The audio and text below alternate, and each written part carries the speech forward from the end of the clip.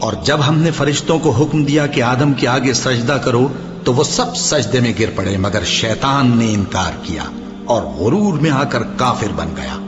اور ہم نے کہا کہ اے آدم، تم اور تمہاری بیوی بہشت میں رہو اور جہاں سے چاہو بے روک ٹوک کھاؤ پیو، لیکن اس درخت کے پاس نہ جانا، نہیں تو ظالموں میں ہو جاؤ گے۔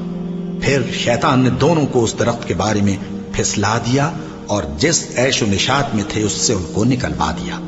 تب ہم نے حکم دیا کہ بہشت بری سے چلے جاؤ، تم ایک دوسرے کے دشمن ہو، اور تمہارے لیے زمین میں ایک وقت تک ٹھکانہ اور معاش مقرر کر دیا گیا ہے۔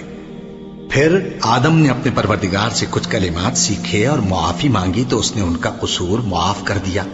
بے شک وہ معاف کرنے والا ہے، بڑا مہربان ہے۔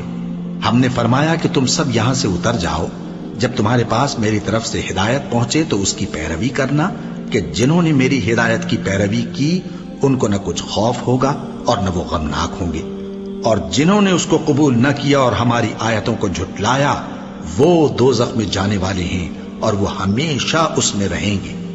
اے آل یعقوب، میرے وہ احسان یاد کرو جو میں نے تم پر کیے تھے، اور اس اقرار کو پورا کرو جو تم نے مجھ سے کیا تھا۔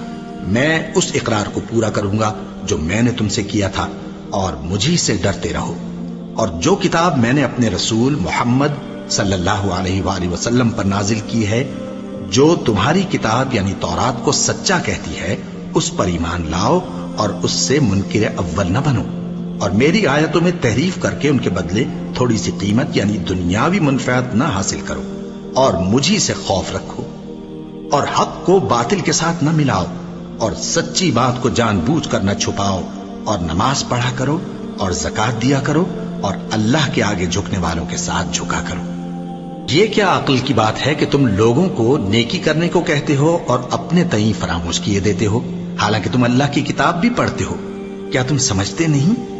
اور رنج و تکلیف میں صبر اور نماز سے مدد لیا کرو، اور بے شک نماز گراں ہے مگر ان لوگوں پر گراں نہیں جو عجز کرنے والے ہیں، جو یقین کیے ہوئے ہیں کہ وہ اپنے پروردگار سے ملنے والے ہیں اور اس کی طرف لوٹ کر جانے والے ہیں۔ اے یعقوب کی اولاد، میرے وہ احسان یاد کرو جو میں نے تم پر کیے تھے، اور یہ کہ میں نے تم کو جہان کے لوگوں پر فضیلت بخشی تھی۔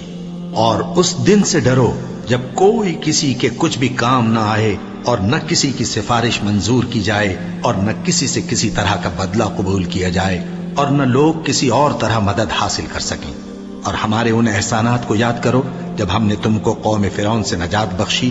وہ لوگ تم کو بڑا دکھ دیتے تھے، تمہارے بیٹوں کو تو قتل کر ڈالتے تھے اور بیٹیوں کو زندہ رہنے دیتے تھے، اور اس میں تمہارے پروردگار کی طرف سے بڑی سخت آزمائش تھی۔